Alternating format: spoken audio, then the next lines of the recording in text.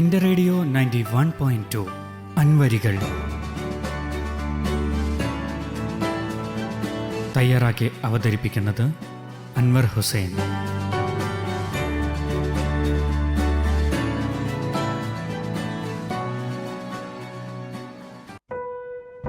നമസ്കാരം.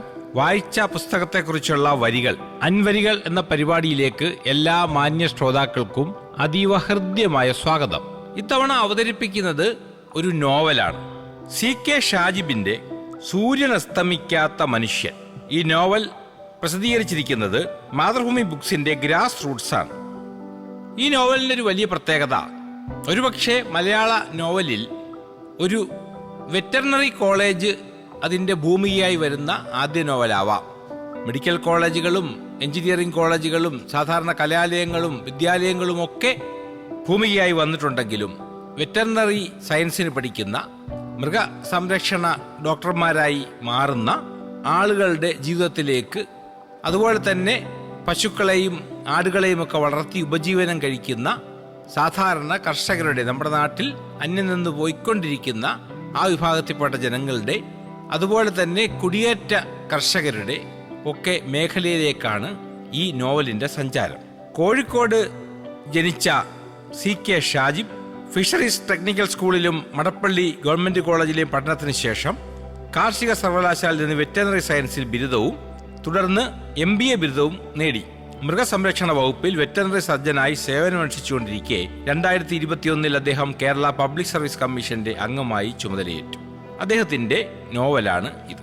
ഒരാളിൻ്റെ ആദ്യ നോവൽ എന്ന് ഒട്ടും നമുക്ക് തോന്നാത്ത വിധത്തിൽ ഉള്ള ശില്പഭംഗിയും ആഖ്യാന ചാതുരിയും ഭാഷാ ഗരിമയുമൊക്കെ ഈ നോവലിൽ വിളക്കച്ചേർത്തിട്ടുണ്ട്.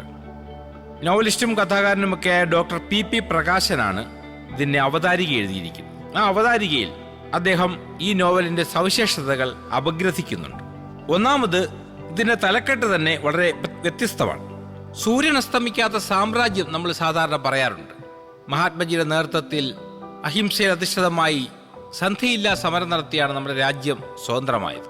ഈ രാജ്യം ഭരിച്ചിരുന്നത് സൂര്യൻ അസ്തമിക്കാത്ത സാമ്രാജ്യത്തിൻ്റെ അധിപന്മാരായിരുന്നു. അവരെ വരുതിയിൽ നിർത്താൻ ഈ നമ്മുടെ പ്രക്ഷോഭത്തിന് കഴിഞ്ഞു എന്നുള്ള അർത്ഥത്തിൽ നമ്മൾ പലപ്പോഴും സൂര്യൻ എന്നതൊരു വലിയ ഉത്തുംഗമാണല്ലോ. അതോടൊപ്പം സൂര്യൻ മറ്റുള്ളവർക്കായി സ്വയം കത്തിയെരിയുന്ന സുസ്നേഹമൂർത്തിയുമാണെന്ന് കവി പാടിയിട്ടുണ്ട്. ഈ സൂര്യനെ പോലെ ഒരു മനുഷ്യനിൽ ഒരു സൂര്യൻ അസ്തമിക്കുന്നില്ല എന്നാണ് അദ്ദേഹം ഇവിടെ ഈ പദം കൊണ്ട് സൂചിപ്പിക്കുന്നത്. എന്താണ് ഇവിടെ അസ്തമിക്കാത്ത സൂര്യൻ? ഈ നോവൽ മറ്റ് പല നോവലുകളും പറയുന്നത് പോലെ പാർശ്വവൽക്കരിക്കപ്പെട്ട ഒരു വിഭാഗം ആളുകളുടെ കഥയാണ്. സാധാരണ രാജാപ്പാട്ട കഥയോ അല്ലെങ്കിൽ അതിദരിദ്രമായ ചുറ്റുപാടിൽ നിന്നും മനുഷ്യന് സഹാനുഭൂതി ലഭിക്കത്തക്കവണ്ണമുള്ള ഒരു കഥയോ അല്ല, മറിച്ചുള്ള ഒരു കഥയാണ്. ഈ കഥയിലെ പാത്രസൃഷ്ടി കുറച്ച് വ്യത്യസ്തമാണ്. ഒരു പ്രധാന കഥാപാത്രം ആണ് ഈ നോവൽ നമ്മളോട് പറയുന്നത്. ആഖ്യാതാവ് അദ്ദേഹമാണ്. അതൊരു മനുഷ്യനല്ല, ഒരു ജംബുകനാണ്. വെള്ളപ്പാറ മല എന്ന ഒരു ഗിരിശൃംഗരത്തിന് മുകളിൽ സന്യാസതുല്യമായ ശാന്തതയോടെ ജീവിച്ചിരിക്കുന്ന ഒരു മൃഗം. അത് കുറുക്കനാണ് എന്ന് നമുക്ക് കാണാൻ കഴിയും. കുറുക്കനെ നമ്മുടെ ബാല്യകാല കഥകൾ മുതൽ ഇങ്ങോട്ട് വല്ലാത്ത കൗശലക്കാരൻ എന്നാണ് പറയുന്നത്. നമ്മുടെ രാഷ്ട്രീയ ഭൂമികയിൽ പോലും തനി കൗശലക്കാരായിട്ടുള്ള നേതാക്കന്മാരെ നമ്മൾ സൂചിപ്പിക്കുന്ന സംജ്ഞയാണ് കുറുക്കൻ. ആ കുറുക്കനാണ് ജംബുകൻ. ജംബ്രോ എന്നാണ് ന്യൂ ജനറേഷൻകാർ ജംബുകനെ വിളിക്കുന്നത്.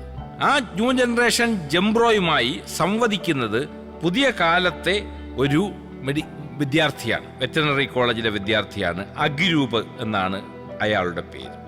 ഈ അഗരൂപിൽ നിന്നും നമ്മൾ കുറേ വർഷങ്ങൾക്ക് മുമ്പ്, പതിറ്റാണ്ടുകൾക്ക് മുമ്പ്, മധ്യ തിരുവിതാംകൂറിൽ നിന്ന് മണിമല എന്ന് പറഞ്ഞ സ്ഥലത്ത് നിന്നും കണ്ണൂരിന്റെ കിഴക്കൻ ഭാഗത്തേക്ക് പറിച്ചു നടപ്പെട്ട അല്ലെങ്കിൽ പലായനം ചെയ്ത ഒരു കുടുംബം, ഒരു ക്രിസ്ത്യൻ കുടുംബം. ആ കുടുംബത്തിലെ അംഗമായ തോമസ്, ആ തോമസിലേക്ക് നമ്മൾ എത്തുകയാണ്. പലപ്പോഴും കഥ ഇങ്ങനെ ആഖ്യാനം ചെയ്യുന്ന ആള് മാറിക്കൊണ്ടിരിക്കും.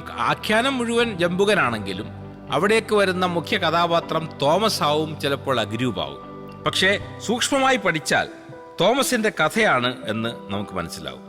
തോമസ് അങ്ങനെ കഷ്ടപ്പെട്ട് പഠിക്കുന്ന ഒരാളാണ്.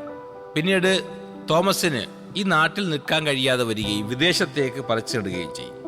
വിദേശത്തെ വാസത്തിലൂടെ തോമസിന്റെ ചിന്തകൾ ഈ നോവലിനെ ഒരു അന്താരാഷ്ട്ര മാനം കൂടി നൽകുന്നു എന്നുള്ളതാണ് ഇതിന്റെ പ്രത്യേകത. മറ്റൊന്ന്, ഇതൊരു ക്രൈം ത്രില്ലർ പോലെയോ അല്ലെങ്കിൽ ഒരു ഒറ്റയടിക്ക് വായിച്ചു തീർക്കാൻ തോന്നുന്ന വിധത്തിലോ അത്തരമൊരു സൃഷ്ടിയല്ല. പക്ഷേ ഒറ്റയടിപ്പിൽ വായിച്ചു തീർക്കാൻ തോന്നുന്ന മറ്റൊരു തലം ഈ നോവലിനുണ്ട്. ഇതിലേക്ക് ഓരോ കഥാപാത്രങ്ങളെ എടുത്ത് പരിശോധിക്കാൻ നമ്മുടെ ഈ സമയം പരിമിതമാണ്. എങ്കിലും ഒരു കഥാപാത്രത്തെ നമുക്ക് എടുത്തു പറയാം. ഒരു ഏറ്റുമാനൂർക്കാരൻ ശശിധരനുണ്ട്, അന്തർമുഖനായ ഒരു കഥാപാത്രം. അയാൾക്ക് ഒരു വിളിപ്പേരുമുണ്ട്, ഉസ്കി എന്നാണ് അയാളെ വിളിക്കുന്നത്. നമ്മുടെ കോളേജുകളിൽ, പ്രത്യേകിച്ച് ഹോസ്റ്റലിൽ ഓരോരുത്തരുടെയും മനോഭാവം അനുസരിച്ച് ഓരോ പേരിടും. അയാൾക്ക് പല സവിശേഷതയുണ്ട്. ഞാൻ എൻ്റെ ഹോസ്റ്റൽ ജീവിതം ഓർക്കുകയാണ്. പോസ്റ്റ് ഗ്രാജുവേഷന് പഠിക്കുമ്പോൾ ചരിത്രത്തിലെ ബിരുദാനന്തര ബിരുദത്തിൽ പഠിക്കുന്ന ഒരു സുഹൃത്തുണ്ടായിരുന്നു, മലബാർകാരനാണ്. അയാളുടെ വിളിപ്പേര് ഉത്തേജനമെന്നാണ്. അതിന് കാരണം എന്താണെന്ന് വെച്ചാൽ, പരീക്ഷയ്ക്ക് പഠിക്കുമ്പോൾ ഉറക്കം വരാതിരിക്കാനും ടെൻഷൻ അടിക്കാതിരിക്കാനും വേണ്ടി ഗൾഫിൽ നിന്ന് അയാളുടെ സഹോദരങ്ങൾ അയച്ചു കൊടുക്കുന്ന ടൈഗർ ബാം കാലിന്റെ പാദത്തിന് താഴെ മുതൽ ഉച്ചവരെ പുരട്ടിക്കൊണ്ട് ഇരിക്കും. അപ്പൊ നമ്മൾ ചോദിക്കുമ്പോൾ പറയുന്നത്, എടാ എനിക്ക് ഉത്തേജനം ഇതാണ് എന്ന് പറയും.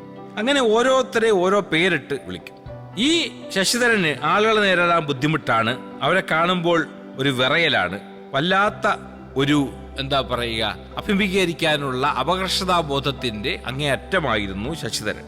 ആ ശശിധരനെ കൊണ്ട് കൂട്ടുകാർ പാടിച്ചു എന്നുള്ളതാണ്.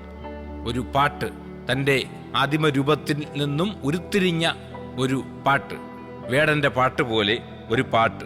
ആ പാട്ടിൽ അതിൻ്റെതായ രാഷ്ട്രീയമുണ്ട്. നീ മാഞ്ഞുപോയ മനുഷ്യരെ കണ്ടിട്ടുണ്ടോ? അവരെ അടുത്തറിഞ്ഞിട്ടുണ്ടോ? അവരുടെ വേദന അറിഞ്ഞിട്ടുണ്ടോ? മാഞ്ഞു പോകുന്ന മനുഷ്യരെന്താണ്? പല വിധത്തിൽ വ്യാഖ്യാനിക്കാം. മരണപ്പെട്ടു പോയവർ എന്നതിനേക്കാൾ ഉപരി അവരുടെ വ്യക്തിത്വം, അവരുടെ അടയാളപ്പെടുത്തൽ ഒട്ടും രേഖപ്പെടുത്താതെ കടന്നു പോകുന്നവരാണ് മാഞ്ഞു പോകുന്ന മനുഷ്യർ. അത്തരം മാഞ്ഞു പോകുന്ന മനുഷ്യർ കേന്ദ്ര കഥാപാത്രമായി മാറുന്നു എന്നുള്ളതാണ് ഈ നോവലിന്റെ ഒരു സവിശേഷത. നോവലിന്റെ തുടക്കത്തിൽ ഒരച്ഛൻ മകനോട് പറയുന്ന ഒരു വാചകമുണ്ട്. മകന്റെ കവിളത്ത് ഒരു ഉമ്മ കൊടുത്തുകൊണ്ട് അച്ഛൻ പറഞ്ഞു, മോനെ കുഞ്ഞാ, മാറ്റങ്ങൾക്കനുസരിച്ച് നാം മാറുമ്പോൾ എത്രത്തോളം നമ്മൾ പിന്തുടരുന്നുവോ അത്രയും അകലേക്ക് അവ പോകും. മാറ്റമില്ലാതെ മാറ്റങ്ങളെ നേരിടുക. മാറ്റാനുള്ള വഴികൾ അനന്തമാണ്, എന്നാൽ അതിൽ തന്നെ തുടരാനുള്ള വഴികളുടെ എണ്ണം പരിമിതവും. ഇത് പറഞ്ഞു തീർന്നപ്പോഴത്തേക്ക് കുഞ്ഞ് ഉറങ്ങിപ്പോയി. പക്ഷേ ആ ഒരു ആശയമുണ്ടല്ലോ, ആ ആശയം ഈ നോവലിൽ തുടരുന്നുണ്ട്. ആദ്യ അധ്യായത്തിന്റെ പേര് തന്നെ തലമുറകൾ എന്നാണ്. OV വിജയന്റെ ഒരു നോവലുണ്ട്, തലമുറകൾ എന്ന് പറഞ്ഞിട്ട്. OV വിജയന്റെ ഖസാക്ക് പോലെയോ ധർമ്മപുരാണം പോലെയോ അത്ര ശ്രദ്ധിക്കപ്പെടാതെ പോയ ഒരു നോവലാണ്. പക്ഷേ ഒരുപാട് കാര്യങ്ങൾ ഒളിപ്പിച്ചു വെച്ച ഒരു നോവലാണ്. അവൻ അദൃശ്യനായ ദൈവത്തിന്റെ പ്രതിരൂപവും എല്ലാ സൃഷ്ടികൾക്കും മുമ്പുള്ള ആദ്യജാതനുമാണ് എന്ന് വിശുദ്ധ ബൈബിളിലെ വാക്യമാണ് ഈ ആദ്യത്തെ വാക്യമായി ഇവിടെ സ്വീകരിച്ചിരിക്കുന്നത്. ബൈബിൾ ഇതിന്റെ പിന്നണിയിൽ പൂർണ്ണമായിട്ടുണ്ട്.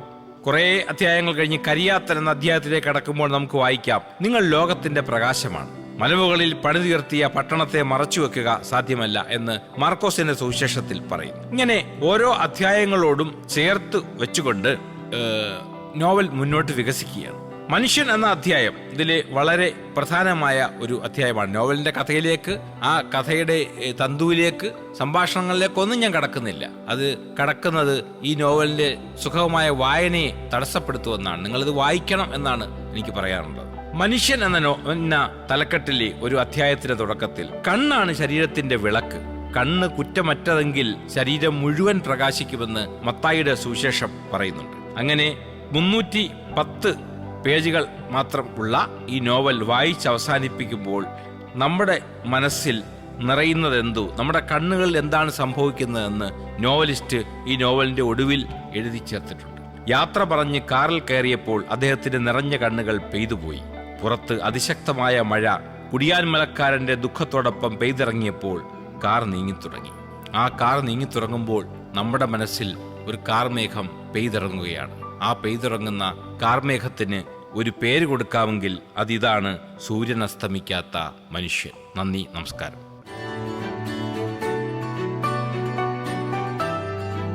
അൻവരികൾ തയ്യാറാക്കി അവതരിപ്പിച്ചത് അൻവർ ഹുസൈൻ.